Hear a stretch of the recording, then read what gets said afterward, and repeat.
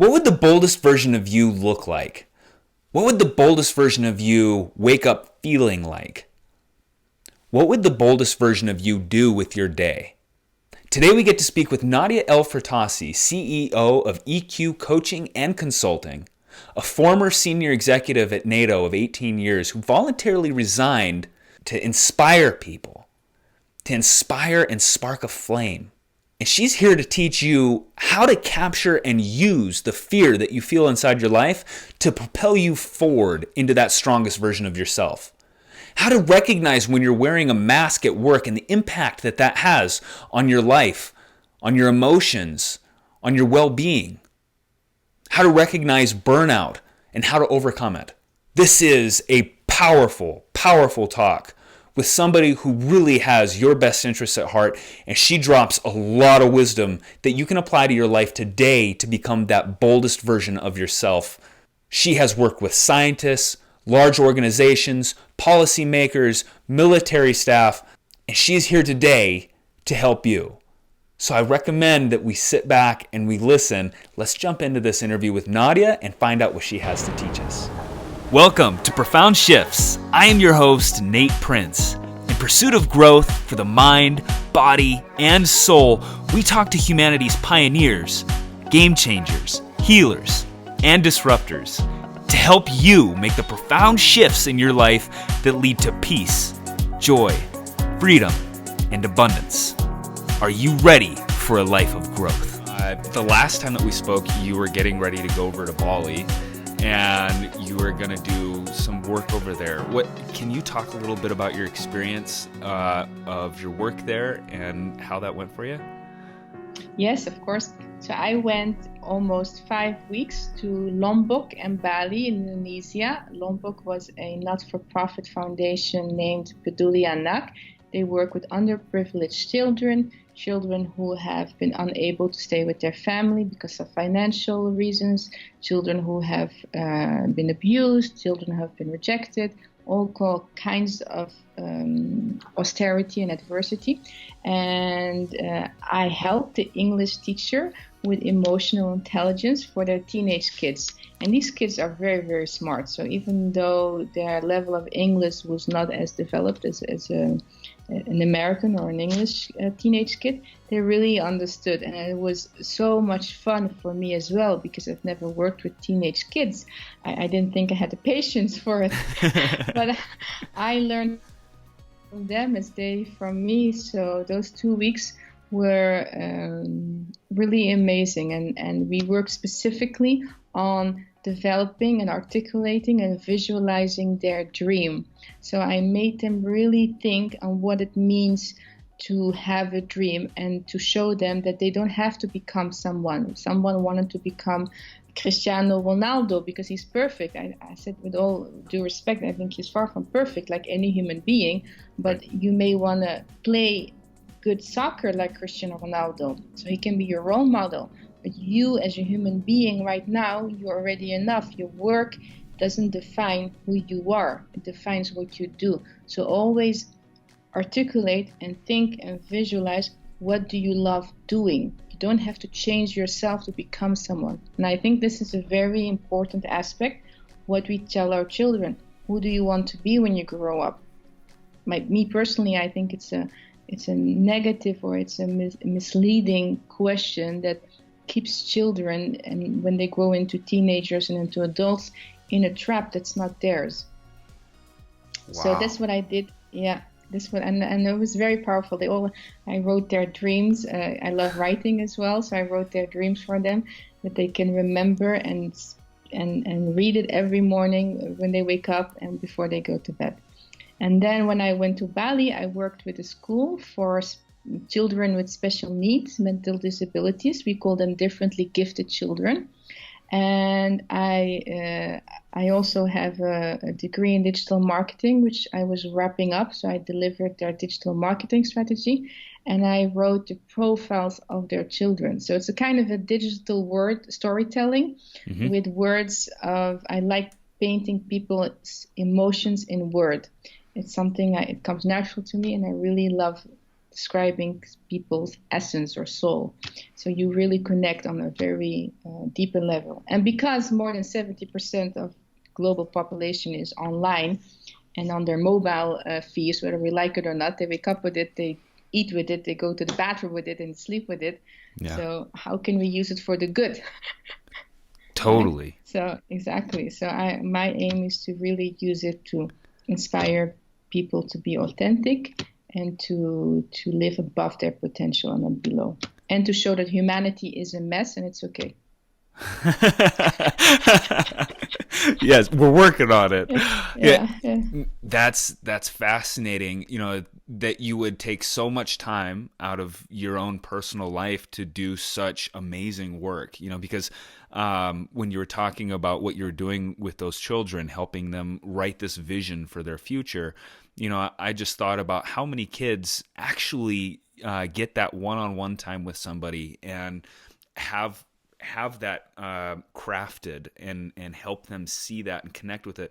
Like, what a difference that's going to make for the future of their children. If you just shifted, them by just 1 degree, and then you look forward, as far as their lives go, that 1 degree could be a potential completely life shift. And so that's beautiful that you did that. And I just want to say I totally honor that. Yeah, and what touched my heart is before I left the last day, one of the teenage girls, she didn't see me, but she went on the corner and she was like really reciting her dream and her vision. And it's just like really teared me up, because not only for these children, but I think for any child, to really teach them at a very early age that yes, they can do whatever they set their mind to. They don't have to be someone else, right? They don't have to model the same behavior or career or habits as their parents, as their teachers, as their friends. They are already a personality, and through experience, they will live who they are, even if they don't know yet at that age, and it can change, right? So. And that really touched my heart. I must say it was not easy, because I traveled with my son, 6-year-old son, who I also wanted to show, because I think I was a bit ambitious being an entrepreneur and not for a volunteer and a mommy. But he also changed their lives, right? Every time I got in, they were asking not where's Nadia, where's Adam? He is a zest of life. He has an energy that never stops, and he really touched all of their lives. And when we left, he, in French, tears in his eyes, he said, "I will carry these children in my heart for always and forever." And it's like 6-year-old, I know. Oh, wow. So we were all crying, weeping in the car. Well, that sounds like and not only unforgettable, but a very powerful experience for everyone involved, the children that you worked with, your son, and yourself. That's beautiful. Exactly, yes. So Nadia, your story is inspiring because of everything that you have accomplished up until this point, and you still have a lot more to accomplish, so I can't wait to see where all this goes. And I kind of want to touch on your story and where you started. So can you talk a little bit about your beginning and your journey into your career with NATO? So my beginning, you mean when I came into this world? Yeah, when you came into this world, like where, I guess, just the highlights of where you started, so people can kind of connect with, where you began and where you ended up. Yeah, so I am Dutch. I was born in the Netherlands, and my parents are Moroccan. They came as immigrants, working immigrants in the 60s, 70s. So I grew up in the Netherlands. I grew up between two opposing cultures. I grew up as a very, very shy child, which is very hard to believe for people right now.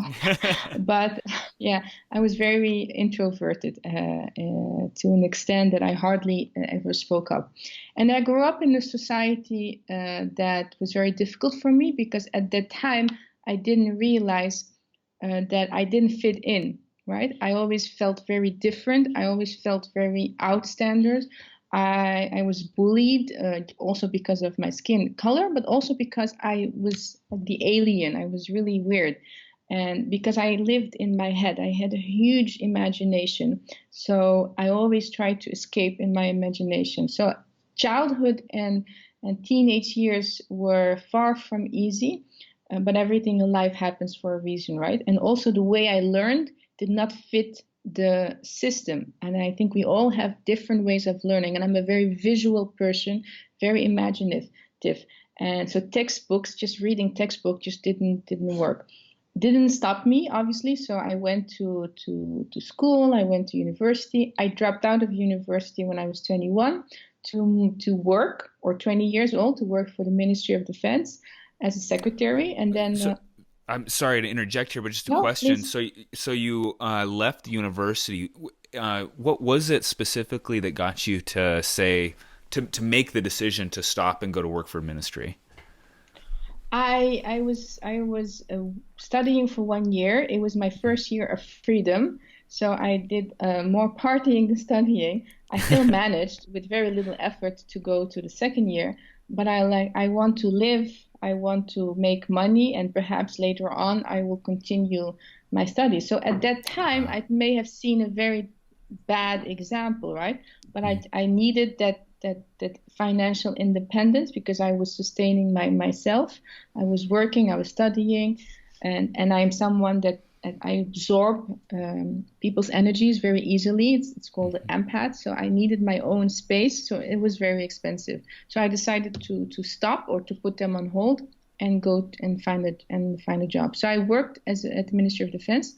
Within 1 year, I got offered a position in southern France as executive secretary, but secretary nonetheless. And I say this because I always labeled myself with my functions. I always saw myself as secretary, which is not worth so much. And this actually drove many of my belief systems until very late in life. And I think I now always tell people, your identities and functions are not interlinked, right?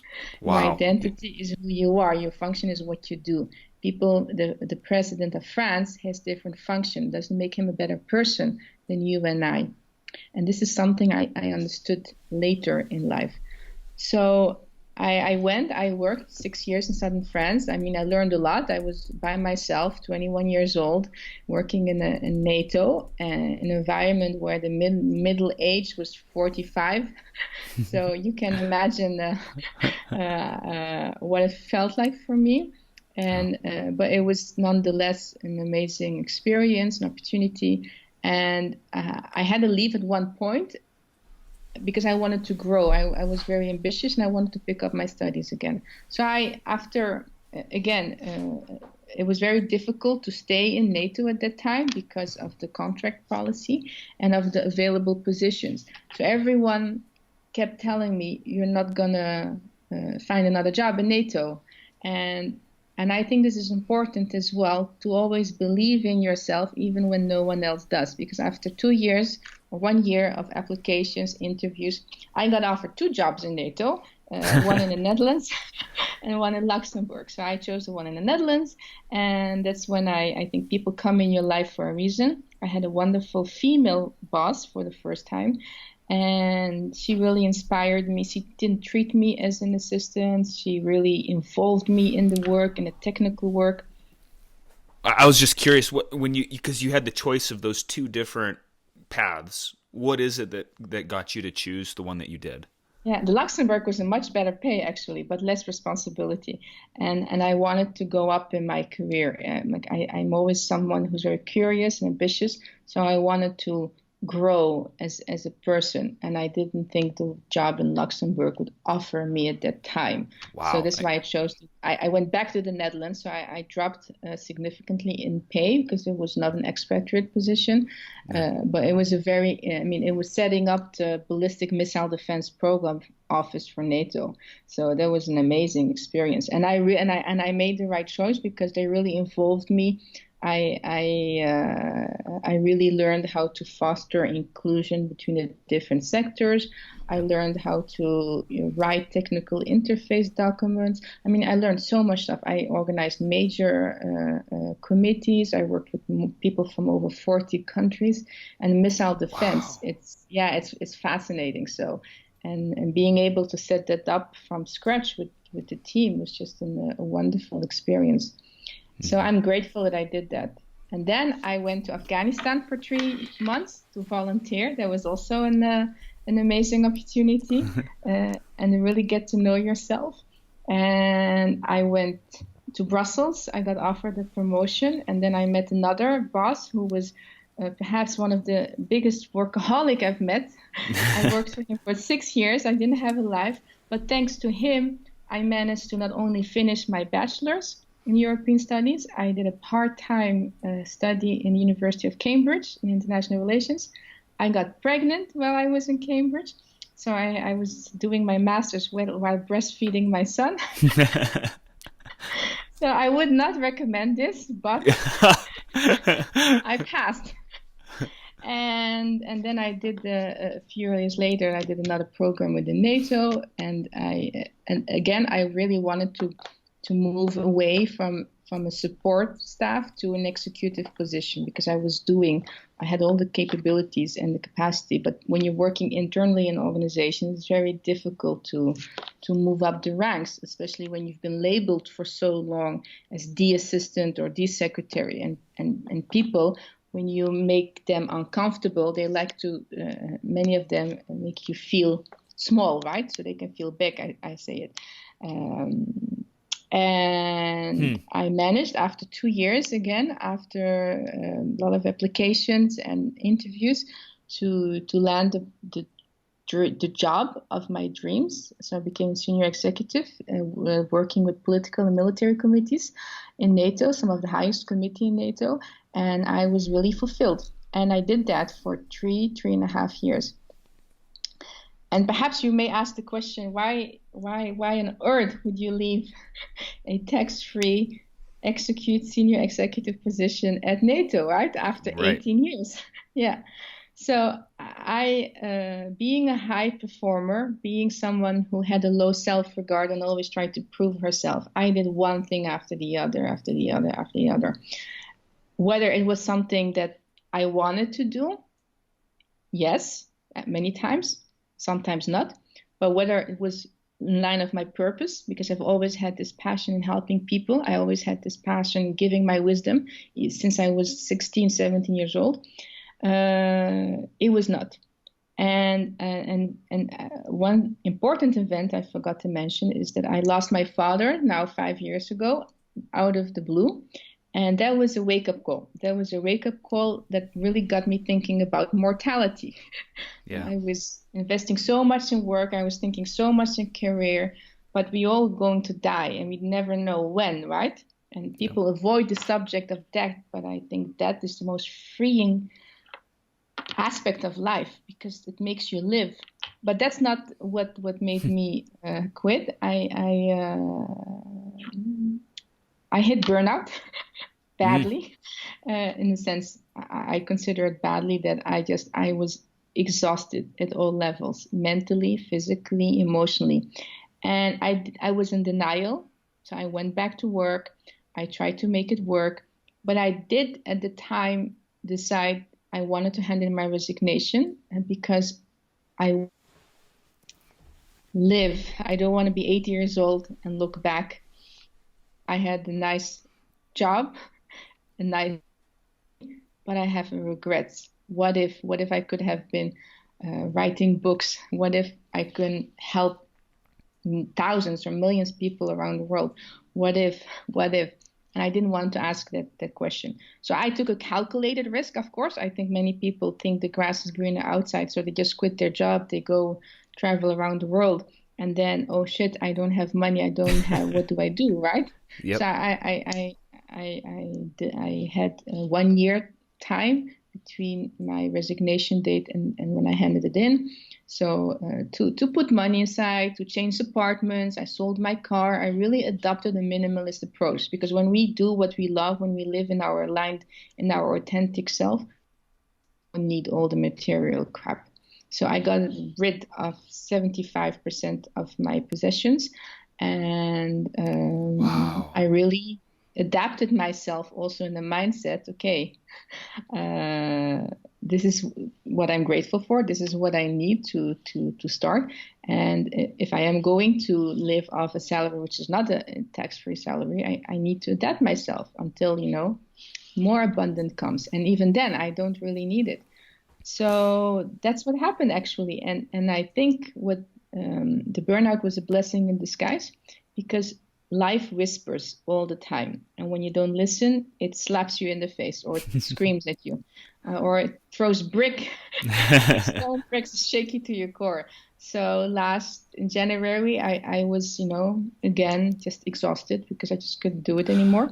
And then it was, I really said, okay, my regard for myself is more important than what other people think. If other people think I'm weak, let them think I'm weak. If other people think I am abusing the system because I was only leaving in June, let them think. I now need to think of myself. And I'm emotionally, physically, and mentally not well. I need to hit the break. And that was the best thing I did. For 3 months, I really took care of myself. I recovered, I re-energized. I went back to work for a few days until I started then my own company at 1st June 2019. Congratulations. I have to say that when you made that decision, when you were looking at your life and you had basically these, it's from what you were saying, it sounds like you had two paths in front of you, and it was the path of safety and comfort, or it was the path of challenge and growth. It sounds similar to when you went back and you decided which direction you wanted to go for. I'm sorry, I don't remember the two careers. I think it was Cambridge and another one. It was the Ballistic Missile Defense Office in The Hague, or another NATO agency in Luxembourg. Yeah. So once again, you made the difficult decision of choosing challenge and growth over the security and comfort. Yes. So you've demonstrated that multiple times in your life. I'm curious, what is it when you look at yourself and you're making those decisions? Is there a question that you ask yourself, or how do you get yourself to commit? Because so many of us face those decisions and we it's like, I think I'm just going to avoid that right now. I've kind of put it on the back burner. I'll address it later. What is it that got you to take action? So I think the best thing people can do first is to develop a very high level of self-awareness. And I only recently tested my character strengths, but you can survey your character strength from a positive psychology perspective. And one of my greatest strengths, which has always been, is bravery. It didn't got me also in trouble, but I naturally am drawn to the impossible. If you want me to do something, tell me it's impossible. I naturally, yes, it's very true. Now I do it if I want to do it, right? But before I did it just to prove people wrong as well. But I have always been drawn through challenge, through outside comfort zone. And I think what people don't realize is often they live below their potential, is they don't know how to navigate emotions that come with failure, that are fear, that are holding you back. We learn in society to suppress them, or we feel them once. The first time our hearts get broken, right? We're like, I'm never ever going to fall in love, or you're going to even treat people like that because you're hurt so much. No. Instead of saying this is part of human experience, instead of allowing yourself to feel it, right? Allow yourself to feel the negative emotions and to remember that everything is impermanence. It has a beginning and it is an end. This shall too pass. Instead of dwelling on our thoughts and making it worse, right? Mm-hmm. We all fear. I am still fearful, right? I get anxious as well. I've always been fearful when I do stuff, but I face my fears. And only recently I learned to really ask questions. What are you here to teach me? And I address those questions. Why am I fearful? Because these are important navigation emotions for life, right? I was fearful to resign, but I asked myself a question: what do you need to do to address those fears? I need to have a buffer. I need to, leverage my network. I need to have a business plan. I need to have a niche. I need to have this and this and this. So they are useful. But sometimes if we grow up in a society where emotional expression or emotional intelligence is very low, people don't never learn to deal with this. And knowing yourself, what comes natural to you, what comes natural to me is creativity, is perspective, taking a step back. We get so bogged down in the moment and think the world will collapse if a dinner date stood us up, or if you don't finish a project at work, or if a boss shouts at us. We don't manage our lives. As we react to what's happening around us. If someone yells at us, we're like, oh my God, we react. Instead of being always aligned and checking with your inner self, managing your life as you would manage a project or your business.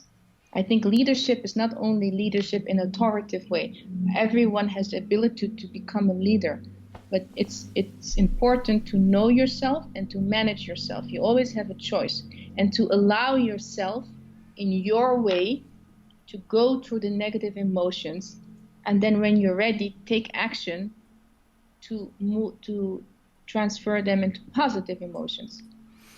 Wow, you said so much right there, that can apply to a person's life. I think I want to touch on, I think that one of the biggest things that it was all big, but that fear is useful, and being able to capitalize on the fear that we feel and see it as a tool rather than just kind of swimming in that emotion and letting it take over our lives. You said something else, though, that I kind of wanted to tap your brain about. You mentioned staying aligned within yourself. How is it that you feel, or what is a tool that you use to keep yourself aligned and not let yourself get out of whack? Several things, actually. So I think physically, I meditate in the morning. And it's very personal. Everyone has a different way. For me, it's really sitting still and calming down my thoughts to really listen to what's going inside. This is one. I set my intention, not only for the day, for the long term. When I co-authored a book, which is called 20 Beautiful Women, and the publisher of that book, she shared with us, and this was really something that changed also in some way my life, is a book by Maria McCartney, I believe, which is the Gratitude Formula to Success. And in this book, she explains how important it is to have your meeting in the morning, whether it's with your chief spiritual officer, whether it's with God, whether it's with your higher self, whether it's with your cat, whoever gives you that satisfaction. And to have a meeting with them and say, dear whoever you feel closest to, I am grateful for health, my healthy, fit, pain-free body.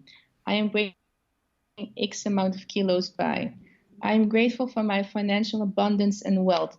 I'm grateful for making so many K profit by, so very specific. And I did that for 4 months for my work. I'm grateful for an easy and smooth transition into an entrepreneur. So I write down my goals and I learn to do it in a very specific way, like KPIs, right? Key performance indicators, measurables, make them smart, as if I have already achieved them, and live in gratitude. So this keeps me aligned with my vision.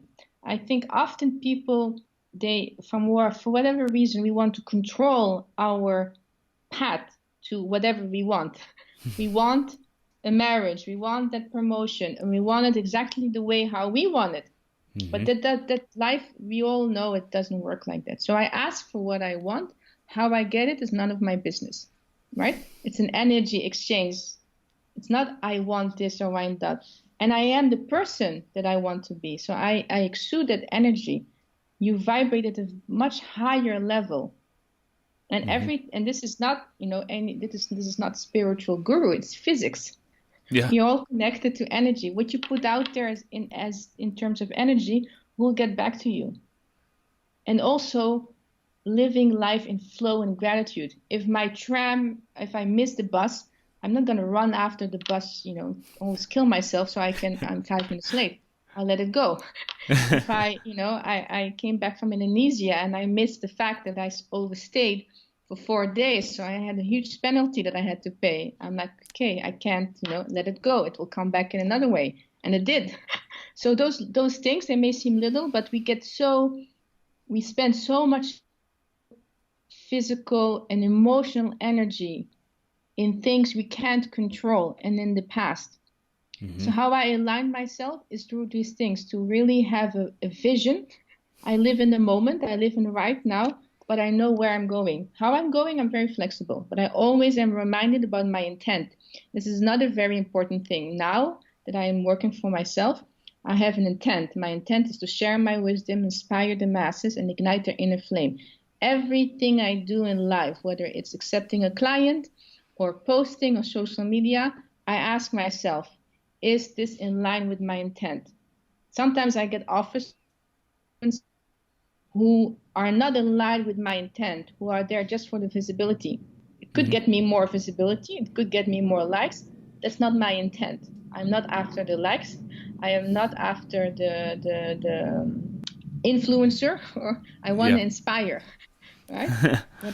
and this is my intent. So and it's not easy, right? Because we're all human beings. Sometimes I do wonder, like, oh well, should I have done that? Or maybe I lost a big opportunity. But integrity is one of my core values. So knowing your core values as well. So going to bed with a clean, conscious mind and heart is for me the absolute most important path to freedom. And when people ask me, are you now happier in your new life? I tell them, I am free. Wow. And I am serene. I've never been so free in my whole life, because everything I say is aligned with my mind, body, and soul. And the biggest blessing that I have now, whether I'm going to make millions or just 100 euros, enough for me to survive, it's fine. I'm free. So I'm curious. It sounds to me then like you're living a life that is completely in alignment with the person that one you want to become and the person that you already identify with. What I have found in my own journey is that it's difficult to stay in alignment with that person that I want to be, especially if it's something that seems outside of your known reality. If that kind of makes sense? Yes. How is it that you keep yourself in tune with this vision, in tune with your values? How is it that you keep yourself in tune with that on a regular basis? So I think one thing that I want to touch upon, and it leads into the answer to your question, understanding our belief system. I grew up with a family that didn't have a lot of money, that suffered and struggled and dealt with all kinds of problems. So I grew up with the belief system, and I think many people do. Life is hard. If you want to make it in the world, you need to work really, really, really hard, which is true. You need to suffer really, really hard. And if good things come to you, something bad will happen. You don't deserve anything more than what you are. This will system. It comes back to secretary. I knew I had this hunger for sharing what I knew, but I felt like I'm not worth it, or people will think I am stupid, right? More regard for others than for myself. So in these last years, I've done a lot of inner work and soul searching, and I think we both know Nicole Schneider from Global NLP Training, and she has helped me enormously in taking out the layers, and because now I have a very different belief system. I do believe I can and I'm able to attract everything that's in my highest and greatest good. Every morning I visualize myself. I feel what it would be like to do what that person does, right, at that time.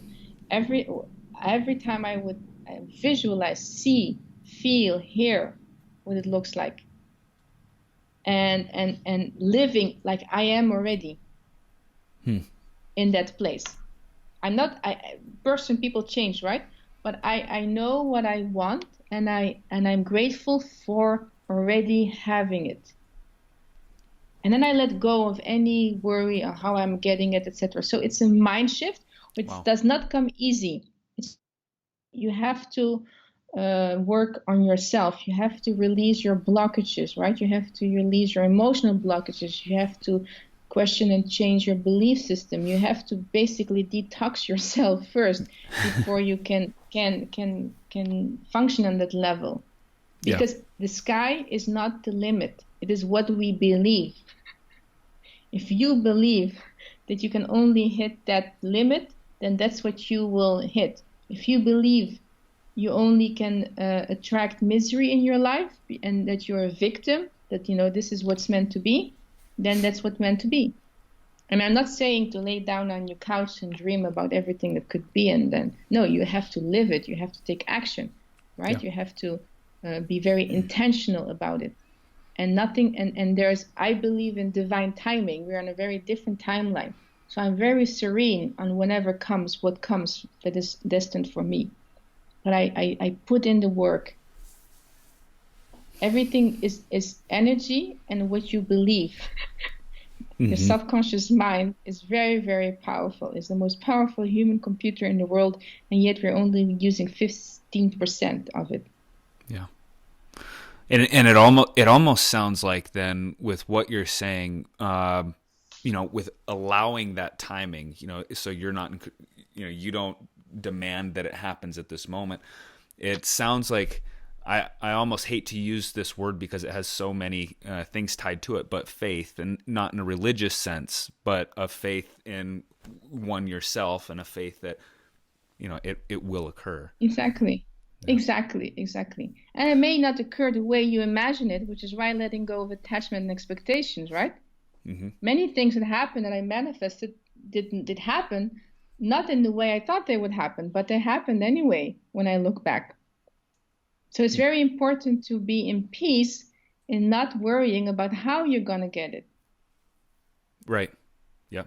Because the control issues we have as human beings, we want to, in order for us to feel safe, because somewhere in our childhood we felt unsafe and insecure, we have these control issues, which different people express in different behaviors. This is why some people have obsessive compulsory behaviors.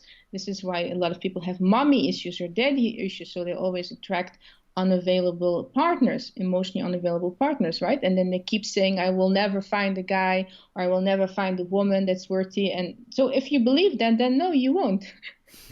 And I think it's very important to challenge your thoughts. I had a friend and she says, I will never meet someone because I had 6 relationships and they were all crap. Well, 6 relationships where? In your area, in your hometown, in your state, in the country. What are you doing? Yeah. I in myself as well, I spent like a lot of months at home, and I in the beginning I was thinking I'm also not going to meet anyone. Well, of course I'm not going to meet anyone if I'm living like a hermit. You said something there that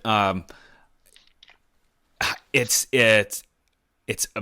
really heavy. I don't know how else to describe this, and that's that to challenge our thoughts, because when like if I'm living inside of my world and I'm going along and my thoughts have barriers, like I can only go so far, I can only experience so much.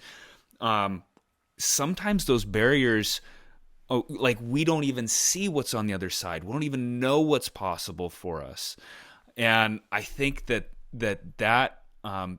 to be able to see past those barriers, and I don't mean to put you on the spot because I know this is kind of like, what's the meaning of life kind of a question, but do you have any thoughts on how a person could examine their life and maybe identify the barriers that exist within their belief patterns?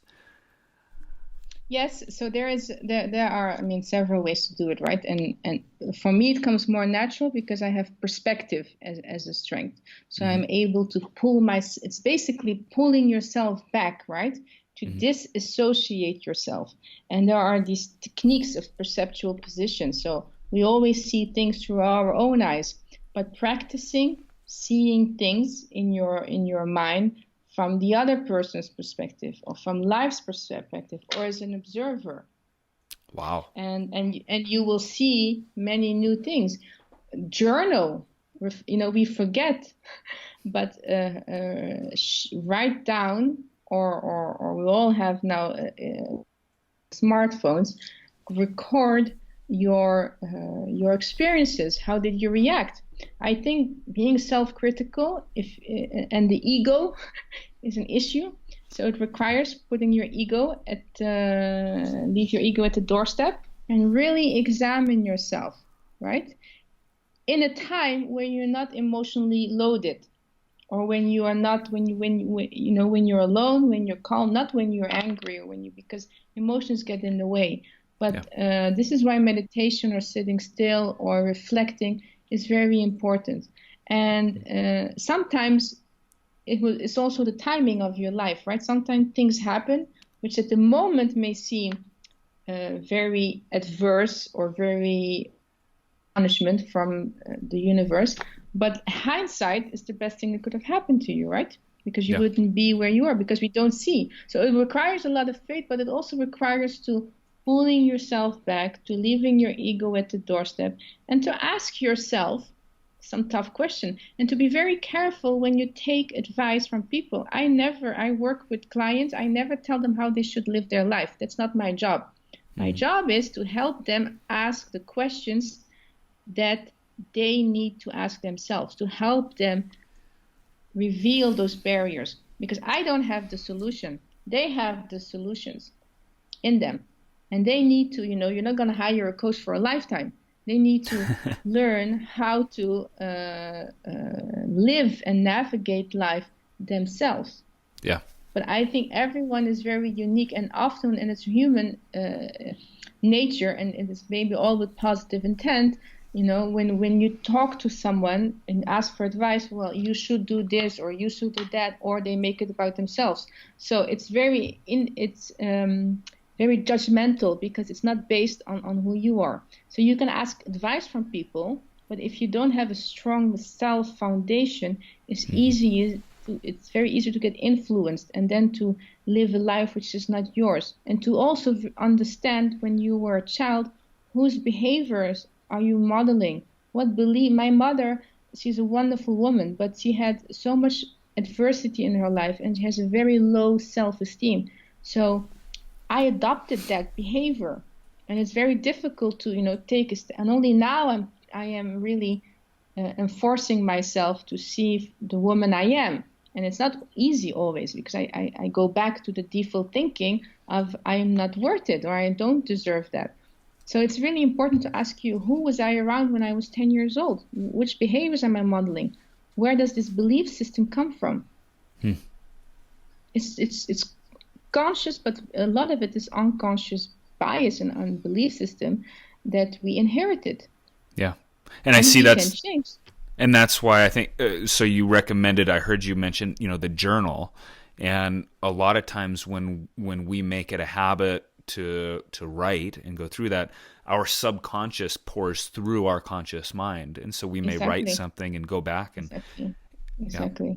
be able to recognize that. And dreams, right? If you're someone who dreams a lot, they come in all shapes and forms, but the dream is your subconscious mind processing information, right? So it's always, don't try looking on the internet what a dream means. That's something I would... I've been there, don't worry, I've done it. I would discourage you, to do that. But if you listen to your intuition, there are hint tips in that.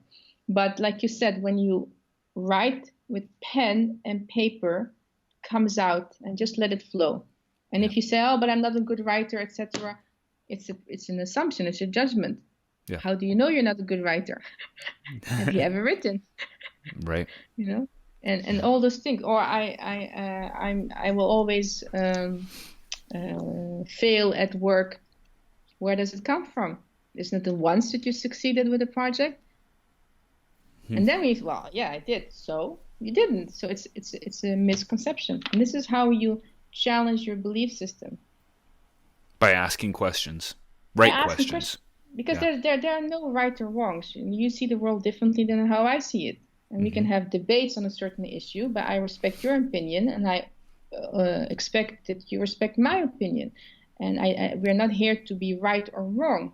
We're here to share our different views. So hopefully we can come up with a very innovative new reality that will make the world a much better place than it is now. Yes. Okay, so we've touched on that, and I kind of want to move back into when you were involved in NATO. You worked with a lot of people, and a question that, and you saw how all of that world kind of moved together. And so I'm just curious. A question that came to me today was, what was a common struggle that you saw on a personal level for people involved working inside an organizational structure like that? The need to wear a mask and fit in. I think if you work in an institution, in any institution or corporate, there's always an unwritten culture of who you are supposed to be to fit in. So people wear masks to please the boss or make people like them, not respect them, and all kinds of things that are not really aligned with who they are, with their values, with their gifts, with who they are as a person, with their character, right? Yeah. And that becomes emotionally exhaustive. So if you have a bottle of water and if you hold it for 1 hour, it gets tiring, right? If you hold it for a whole day, I mean, your arm really painful. If you hold it for weeks and weeks and weeks, you'll be paralyzed. It's the same thing with emotions. I think we don't often reflect on it from this perspective. It's when you wear a mask, you're suppressing your emotions. We are human beings. We have emotions. There's like no doubt about this. So I think this biggest struggle I saw for people, not only in NATO, but in all kinds of sectors, is the wearing a mask and not feeling safe enough, psychologically safe to be themselves, but often not even knowing how to be themselves, right? Because they are navigating on, I would like to be like this, I want to be like this, because they think the grass is greener elsewhere. They think someone who has it together in a meeting or seems very highly successful, that their life is perfect, right? Which is, we all have our stories. Like I said, being a human is a mess, and it's okay. and everyone has their own journey and the grass is never greener elsewhere. It's just different. So this, I would say, was the biggest struggle for me and for everyone I've met in my career. Wow. So a question that comes to mind is, what are some signs for for an individual to look at themselves to recognize that they've been wearing a mask? Like, how would a person know that they've been doing that? Well, first, one is you come home more often than not feeling drained, feeling exhausted, right? And I'm not talking about physical exhaustion, about emotional exhaustion, mental exhaustion. Because if you're not yourself, if you're wearing a mask, it drains you. It drains energy from you. The second biggest one, I think, is the uncomfortableness. When there's friction inside, or when things just really feel. I mean, we all have intuition. Some are less developed than others, but we all have it. We've all been there when something feels so off. It just doesn't feel right. Our rational part of the brain tries to ignore it with all the biases and all the things that we have, the mental models, but something just feels very off. And when you're wearing a mask over a prolonged period of time, signs could be you're more frustrated than normal times. You don't feel like yourself. You feel like you are very sensitive to people's comments or remarks. You feel like, oh, it's just tiring to be here. Right? Yeah. And when you say something that is not you, just because you want to fit in, It's just you feel it in your heart area, in your chest. It's just this knob or this chest pain or this knob that comes here. It's just the physical. These are emotional blockages. So Right. I would say I think the biggest signs are perhaps not first. There are signs on the outside, obviously, but on the inside, on the emotional depletion and exhaustion. And this can be, the way you express your emotions, the way you just lose your zest or your love of life. You just choose, in my example, it was I had a 2-year-old son at the time. He was 2 years old, and I came home and he wanted to play and hug, and I'm like, stay away from me. I was there present in my body, but not mentally. I think when we talk about work-life balance, or I don't believe in work-life balance. I think there are many areas in our life, but and spending time with our children. If we're not mentally well, if we're not good in what we do, we are with our children, but we snap at them, we yell at them. As human beings, we're much better. This Dr. Brené Brown talks about this, inflicting pain on others because we don't know how to process our emotions. So in the end, or we're present and there's nothing coming out of us, or we yell at them, or we hurt them, or whatever it is, right? So there's no quality time with your loved ones or with your children. Yeah. If you're not well. So these are all things to look at yourself from a very honest perspective by reflecting. Whether it's one time a week or every day, how did my day go? What did I do? And another thing too, and I think this is very powerful, to know whether you're wearing a mask before you go to bed. And it sounds again very cliche, but there are thousands of people that go to bed and never wake up the next day. So when you go to bed and you ask yourself, was my day worth it? Was today worth it? If I would die tomorrow, would I be satisfied? Yeah.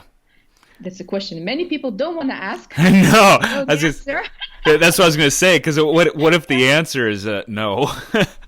Exactly. So then you're be lucky that you're alive the next day. Yeah. Now you have. So what could you do instead, or what would be a change that you would want to implement? Yeah. So, and I think, and this kind of touches back to, I go back to what you were speaking about earlier, and that's understanding your belief system and, journaling and being self-critical and looking at all these things, because I think all of those will help a person reveal the emotional mask. Is that right? Exactly. Would you add anything to that list for helping a person recognize and maybe remove? It's very personal journey, and it's really some people are able to do it themselves through exercise, through healing, to whatever. Other people need help from whether it's a therapist, whether it's a coach, whether it's a retreat. But what also helped me, and this is a very fine line, because I again believe everyone is unique, but feedback from others. But feedback from people you trust, that they have your best interest at heart, because we do have blind spots, right? Yeah. For example, when I was in retreat mode, when I was recovering, I had very little people reaching out, and I felt very bad, and I judged them. That now that when I am alone, I see their true nature. When in reality, one of my friends said that you have to see it from our perspective, because you are telling us that you want to be alone, but I didn't really want to be alone, but I said it because it's the way I function as pride. So we don't want to step in your this is, and I'm someone who's very good in hiding my emotional expression, right? I can have an emotional turmoil going inside of me, and you will not even notice it, which is also a good trait. But in general, it's very difficult to read how I feel. So if I'm not emotionally expressive about it, people don't know, and people don't think the way I think. So this was for me a hard lesson, to understand that I have a very different map of the world. I'm very good in expressing my words through the written word, my emotions through the written word, but I find it very difficult to do it in person, which is something I am working on, and I'm not there yet, but really realizing that letting go of expectations of how people should react to my situation was an important lesson learned. But also being very clear on what I want in my life, what I tolerate as behavior and what I don't tolerate as behavior. So I think the other thing I would say is feedback from those you value and that they have your best interest at heart. So when you and I talked last, one of the biggest things that it was one of the key points that I took away from our conversation is that burnout. I hope I remember. I'm sure you will. It sounded like where you really wanted to help people was in the realm of burnout. And so I had a couple of notes about that, and I'm just wondering if we can kind of talk about burnout for a minute. Because I think that so many people, they work through it and they think this will pass, I'll get through it. And they auger down and it sounds like it's something that you're very familiar with. So how can somebody recognize that they are in burnout, and really what does burnout mean to you? I think, so the World Health Organization now has an official definition, which I think, is still very narrow because it's only related to workplace, is, incapacity or really emotional exhaustion, depletion after long time workplace chronic stress, right? What I believe in my case what burnout was is emotional exhaustion and depletion, mental exhaustion and depletion. I had no energy left, nor on a physical level, nor on an emotional level, nor on a mental level. I had health issues. I was depleted after years and years and years of putting in so much. So this is what burnout meant for me, right? I mean, we all have periods where we are exhausted, and then we go on vacation for 1 week, and then we feel energized. Yeah. So it's not, burnout doesn't come like that. It creeps up, and burnout recovery again is very different for many people. One of the things that I was told over and over again, it will take years for you to recover. Well, in my case, it didn't take years. I had to take action to remove, and this is the key point I help people with, is to manage your life wheel, so all the important areas in your life, in line with your energy source. I've spent 5 weeks with a 6-year-old, I call him ADHD child, highly active. I've worked on my business, I've volunteered, I've traveled, and not once did I feel emotionally depleted or exhausted because I managed my energy source. I fired the people out of my life that drained me. I stopped doing anything which was not in line with what I wanted to do in my intent. And I changed my physical environment to be a sacred place for me, clean energy. Everything I do is in line with my intent. So I don't believe people should change, their jobs or that's not happiness, or it's not, burnout recovery. I really focus on burnout prevention. So when people live life aligned to their values, aligned to their character strengths, what's come natural to them, they are 6 times more productive at work and in general, and they are 3 times more fulfilled in life. It's because you're not wearing a mask. So how can you, and when you focus, right, when you're completely immersed, so like you and I, we are completely immersed now in this interview. We're not thinking about anything else. This gives us positive energy. Yeah. Right. When you are with your wife or children, you're completely immersed in that. It gives you positive energy. So I'm very focused on burnout prevention and helping people build their emotional resilience, their mental resilience, based on their own strengths, on their own journey, on their own blockages. I use NLP to take off the layers of their limiting beliefs and blockages. And I test emotional intelligence as well to see how they can develop more assertiveness or more self-regard, self-confidence. So everything is what drains you and what gives you positive energy. That's one side of the story. I'm also a big believer that a person can work on all these aspects and still face burnout in organizations that perpetuate toxic work cultures, or that are not equipped to provide people with the environment that fosters well-being. So I'm also helping organization to flourish by building an emotionally intelligent, inclusive, and resilient workforce by taking accountability. This is not just an individual issue that needs to be solved through therapy or healthcare, right? Right. Yeah. It's, oh, you're sick. Okay, well, we'll support you. We'll give you sick leave. Yourself. Go take a few days off. No, it's not. The person doesn't come and burn out just like that. So how can you help organizations? Because global productivity level is at an all-time low. A recent Gallup report shows like less than 20 or 25%. That's really low. People feel less engaged with their work. So because change is constant, and we live in an age where we have 4 to 5 generations working together who are all coming from a very distinct area with distinct behaviors and distinct experiences. So, we do not understand how we function, and yet we are put together, solve it. So this is why I work with crisis simulations and exercising crisis simulations at the workplace. I actually believe a conflict can be healthy, because you can build a workforce that is happy and everybody is getting along and we are living in kumbaya. It's just not reality.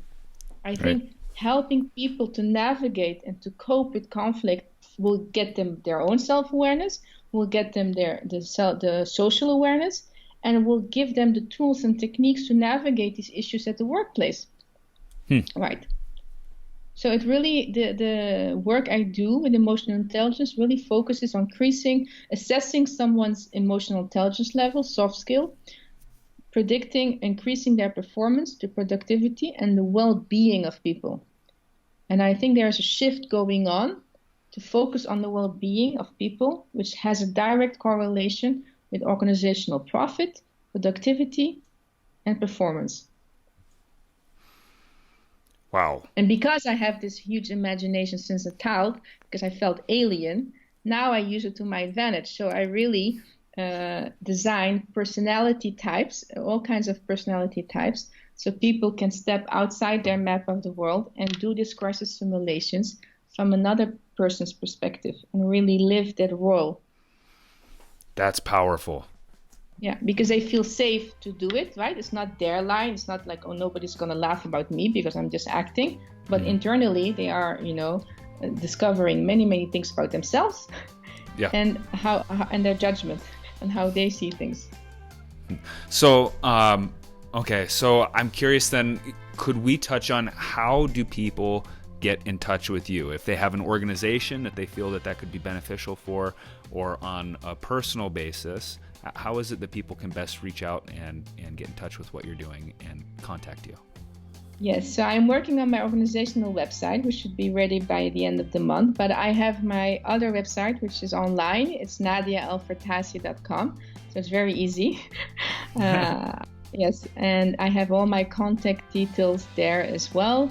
I am very active on LinkedIn. LinkedIn is always seen as a very static work, just platform for CVs, but I blog a lot, I write articles, I share videos. So on LinkedIn, I'm very active, and I have a Facebook page as well, as you know, where I share more the personal, individual aspect of what I do. So I write short stories. I'm very open and vulnerable about unfiltered human experience in the digital age, if you like. And so Facebook and everything is Nadja El Fertasi.